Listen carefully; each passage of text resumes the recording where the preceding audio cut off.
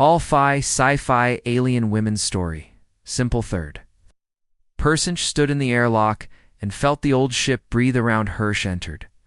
Without knocking, slipped out of her dress, and WaitedADULT dress was not silk or lace but a fiber cloak that kept the dark dust away. It slid down like a shadow and pulled at her boots.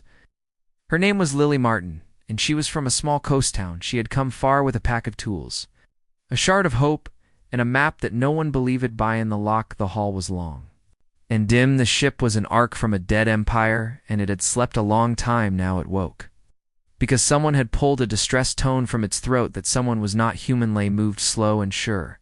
She kept her breath steady, she kept her hands open and kind. In the core chamber she found the first of them, a tall woman with silver hair like sunlight on water. Her skin held faint lines that moved like tide marks. Her eyes were bright as a forge and calm as winter.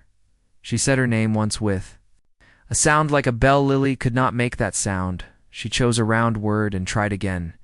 She called her Mira. Mira watched Lily the way a scout watches. A new road, no fear, no hate, only care. Behind Mira stood others, women with bands at their wrists and soft armor like woven stone. Their tribe had lost a battle in the black. Their ship had drifted and lodged against this sleeping ark. They had no fuel and little water. Lily had both, and she had a stubborn heart. She offered trade. Her hands drew patterns in the air, simple maps of trust. Inside the ark, a swarm of maintenance drones clicked and hummed. One wrong move, and the drones would seal every door. Lee told Myra that humans grew up on storms and open sky, that they mended broken engines with wire and will, that they made friends the way they made bridges. Board by board, piece by piece, Myra nodded and showed a broken conduit. It was an artery for the ark, a path for breath and light. Her people had tried to heal it, but the tools had lied to them. Their math was not this math. Lily rolled up her sleeves and set to work. No drama, only grit. She used scrap plate as a brace and cable as a tendon. She turned a wrench, cut a seal, and sang a small tune. When the line took charge and the panel glowed, she smiled, and the drones pulsed. Green trust rose. Like Heathy moved deeper, there were murals on the walls, gray shapes of cities and waves. There were names carved in a spiral, too old to read. There was a nursery full of orphan machines that made a soft wind. Mira walked beside Lily and told a story in a chain of images. Her tribe had a word for women who keep the path. It meant guardian and seeker and mother and blade. It meant the one who goes first and the one who stays lastly. Listened and thought of her sisters back home. Claire, who ran the harbor drones. Nora, who grew tomatoes in salt greenhouses. Paige, who fixed radios with her eyes closed. All of them, tough all of them. Kindy reached the vault. A round door waited. Like the eye of a whale behind it lay the ark. Hard its core could feed a fleet or burn a moona. Low tremor shook. The deck, a rival clan, had found them, not men, not women, but tall figures in bone. White suits, they did not speak with mouths, they spoke with knives of sound. Mira stood in front of Lily and lifted her hand. Her people formed a circle. They were ready to break and spill like a storm. Lee said no with a steady voice. She had no gun, no blade. She had a tool pack and a human mind that did not like bullies. She stepped out and raised a beacon, showed the rivals a simple truth. Her beacon streamed numbers of the ark heart. If they cut the air with war, the heart would crack. If the heart cracked, the field would blow and melt every hole. No one would live to carry any preseth. Rivals pausedly went on. She offered a choice: work for the fix and share the light, or break it and share the dark. The rivals were bred for pride, but they were not fools. Their leader lowered the blade of sound and clicked descent. No, there was work and more work. Shifts of hands, voices, tools, light and sweat and slow progress. Days passed by the count of meals and sleep. There was no window to mark a sun. The ship clock ticked like rain on Metlin.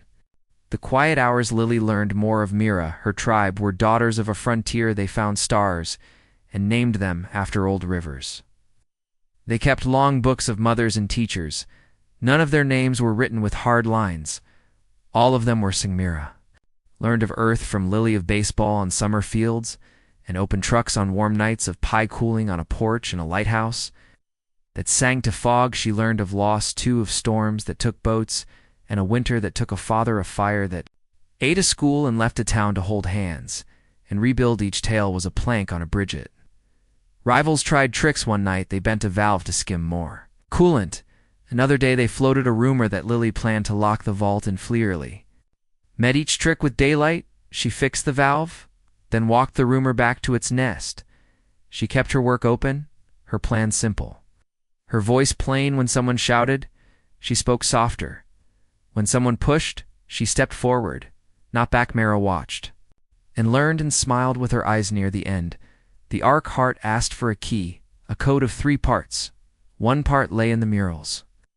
A pattern of waves, 1 part lay in the nursery. A tune in the wind, 1 part lay in an old box locked in a chamber of bones. Murals were easy for Lily. She had grown up with tides. She traced the waves and found the matha. Nursery was easy for Myra. She heard the tune and hummed the missing note tetha. Chamber of bones was hard for both. It was full of old suits. With scars like maps inside the box, a thin needle waited 1 touch, and it would drink a drop of blood. Layli put out her hand, not to claim glory, but to make a point. Humans go first when the road is dark. She pressed her fingertip and fed the needle. Her blood woke the box and gave the key. Myra caught her when her knees went soft. She held Lily and steadied her and said, "A quiet thanks thee brought the 3 parts to the vault." The door rolled back and the heart rose like a small sun. Lily felt the heat and did not flinch. Placed the key. Lights climbed. The walls like vines. Engines far below turned over like whales in sleep. Water lines filled. Food printers blinked and sang. The rivals looked at the light and saw a mirror, not of fear, but of need and kin. Mira stepped forward and spoke for her people. She said they would take 1 ship and leave 1 ship. She said they would settle the nearest green world and build school for daughters and sons for strangers. And Friendly said, Earth had a law she loved: leave the campsite better than you found it. She asked that they carve this law into the first door of the new school. Mira agreed. Thark act for a captain to guide its slow wake, someone who could read old maps and knew. Cecily did not want a crown. She wanted open air and her sisters and the smell of pine. But she looked at the faces in the hall and the sleeping machines and the long list of broken things, but still needed mending. Said she would stay a while. Just long enough to set good habits and grow good teams. Just long enough to show how humans make a family out of strangers. She built a council. Lily took a seat, and so did Myra, and so did the rival leader Claire, joined by Cumlink, and so did Nora and Paige. Voices crossed the void and wove a nethy. Set rules that were simple. Share the hard work, share the soft work, share the songs. No hoarding, no lies, no closed doors. First harvest from the printers tasted like chalk, but it was theirs. The first clean water ran warm, but it was their Sony night on the observation deck. Lily stood with Myra behind them. The ship hissed and purred before them.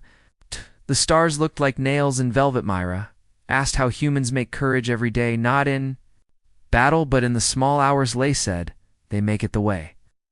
They make bread with hands and patience, with a little salt and a lot of time, with a friend who stands near and a light that never goes out. The arc kept moving, not all went smooth. A flare burned a crop, a pump failed and flooded a corridor. Some days people snapped and said hard words, some nights fear gnawed at hearts. Each time Lily walked to the center and listened.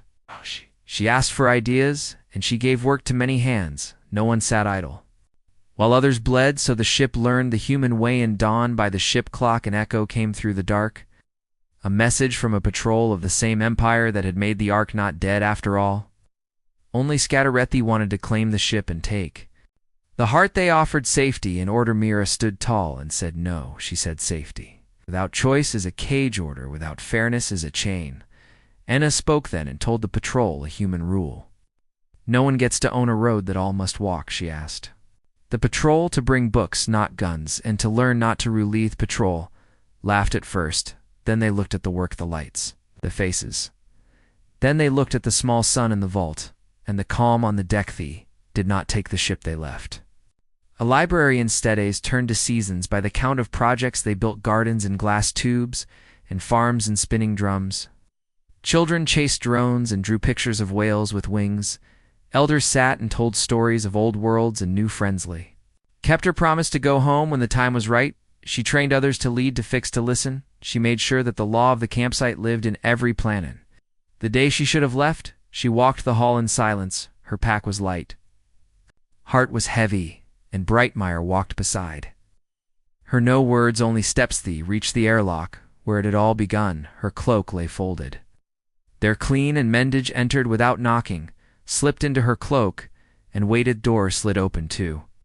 A tender craft inside sat a pilot named Megan, who chewed gum and grinned next to her. Sat Zoe with a map, and Grace with a